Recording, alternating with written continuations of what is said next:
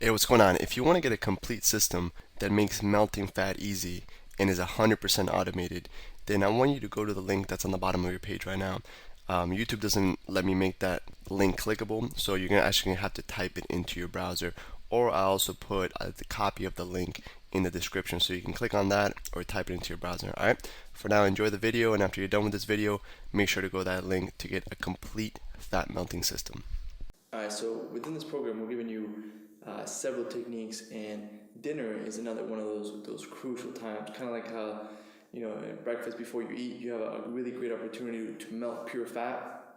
Before bed is another one of those opportunities where you can either mess it up and wake up fatter, and you know really mess up your progress. Wake up not only fatter but tired. If you have a heavy meal with a lot of carbs, your body will actually be processing and digesting so much of this food during the night. It's going to be using all your resources to break down this food.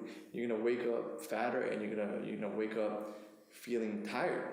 So this concept, and when you follow the simple steps we're going to give you in this video, you'll not only have a great opportunity to wake up and melt pure body fat, because while you're sleeping, you actually, your body's repairing and taking all the garbage out and cleansing everything and just recharging you for the day.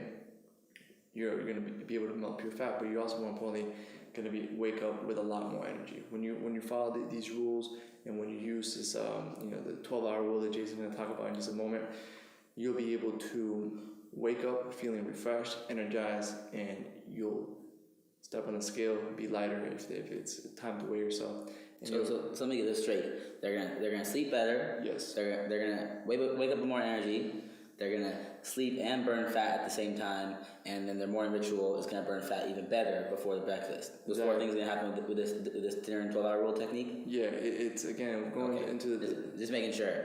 Yeah, it's the same thing we keep talking about, which is all these techniques are going to stack together. These are all techniques that require a little amount of willpower. You keep stacking them on top of each other, and they have a really synergistic and exponential effect to melt pure body fat.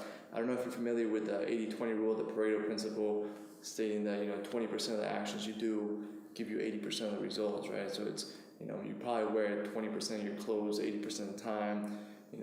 20% of the salespeople make 80% of the sales for companies, and it just this guy did research, and the 80-20 rule spans in all kinds of areas in your life. This before bed is one of those 20% that give you the most benefit. So instead of being one of those people at the gym where you're sweating bullets and you're going really hard and being a cardio bunny and exerting your energy and giving your all, instead, be strategic and use this time before bed to really wake up feeling lighter and feeling better. So we're going to go over now the simple meals that we recommend and the simple rules that we recommend before going to bed. Number one is you really, before bed, you want to tone down the amount of carbs that you eat. I'm sure you might have heard this rule before, but we really want to emphasize it. And how many carbs do you think they should have before bed? Approximately. If you're gonna have carbs before bed, I recommend somewhere around 20. But there's two angles you can take this. You can take the more drastic angle where you're gonna do no carbs, as far as sweet potato, none of those kind of things, and you're just gonna do protein and veggies, and the veggies is where you're gonna get your carbs from. And this is advanced and a little like a streamlined approach to burning fat a little faster. But if you want to take it a little easier, you can eat carbs as well. We don't say you can. We don't ever say you can't do that. But you want to keep it on the lower side of the carbs for the night, and during the day is when you're eating the majority of your carbs. And again, like we're always reiterating, we want to steer clear from processed foods. I mean, with all our meals, all our snacks, we want to stay as true to unprocessed, fresh foods. Are part of the foods that are refrigerated and that will go bad. The quicker the food goes bad, the better. And we don't want to be taking things out of plastic wrappers to eat them for dinner or lunch or even breakfast if we don't have to. Yeah, and staying away from processed foods goes back to what I was saying earlier, where if you eat processed foods before bed, you're going to spend the majority of your time, trying to break that food down while you're sleeping, and you're actually going to wake up tired. So it's very important. There's another one of those critical moments where if you're going to have processed foods, have it early in the day. Obviously, ideally, you don't have anything. If you're bending with the processed food, that's fine. But ideally, you want to, before bed is one of those very critical moments that you want to be as perfect as possible. And again, with the tired issue about waking up tired, is your body usually runs on cycles. Your whole body, every your organs, different muscles, everything. Your body runs on cycles. So your digestive tract runs on a cycle. When you're more active with your eating, which is throughout the day, through breakfast or dinner, your digestive tract is more efficient. So that's one of the reasons why when you go to sleep and you pack your body with processed foods, which processed foods are a lot harder to digest, that you're not digesting them, your body's working really hard to break these things down because your digestive tract is not running properly. It's like a bunch of tongue twisters going on here. So that's another reason, and it's one of the main reasons why you'll sleep better and you'll wake up with more energy, because your body's not working as hard to digest these unprocessed and these foods that your body is not used to eating. All right, so here's some specific recipes you can do. During the dinner time, we want to stick with the lean proteins as well as the healthy fats. Something like a fish with avocado and some veggies, whether it's broccoli, asparagus, maybe a little coleslaw. And we really want to stay as far away from the carbs as possible, and we want to replace the carbs at nighttime with a little bit of fat. We can eat things like, for carbs, we can eat things like sweet potatoes. For fats, we can do things like coconut oil, we can do avocado. What other fats you got there? We got olive oil, we got a little bit of almond butter maybe. We got... You can do nuts. Obviously all the nuts come from it. That's where the coconut oil and almond butter comes from. But basically with the fats, just we'll tap into the fats a little bit. Fats are not bad at all. They're actually really good for you. Your brain runs off pure fat, which is lipids. But fats, there's two different types of fats, and we want to stay away from one, and we want to be on the other one. And things like like how avocado is packed with fat, that's good fat, and we want to be on that. Sometimes I'll hear people like, no, you don't want to eat avocado, it has loads and loads of fat, but it's really healthy fat. Again, if you eat 3 avocados a day, it's too much. Everything in moderation, it's bad for you. But the fats that are in candy bars and processed foods, those are not good fats, and those are not doing anything for us except stacking on our our rolls on the side of our stomach. All right. Yeah. So good fat and bad fat, big distinguish. We gotta make sure we distinguish those two things, and make sure we are eating the good fats because they're good for us. They help us run better. They help our body process food and work as a better machine to eventually get lean and get that automatic 6-pack. All right, so I know that before bed is one of those moments where some people use food before bed as kind of a sleeping pill. So they eat a lot, and then it'll actually put them to sleep. So if this is you, it's good to find certain foods that put you to sleep. Okay, if I'm having one of those moments, usually I can go to sleep no problem. But if I'm having one of those nights where I'm just tossing and turning, you need to have a real, healthy snack, something 100 to 150 calories, where you can just eat it, kind of, get your stomach to calm down and go to sleep. So have that emergency snack, so you don't, wake up in the middle of the night and just, stuff a bunch of food in your mouth. For me, if I have one of those nights I can't sleep, I have a little bit of yogurt with a banana, or half a banana, depending on what it is. Again, I get satisfied. It's just something to stop my stomach from rumbling, and I go back to sleep, and I wake up feeling great, just fine with that little snack.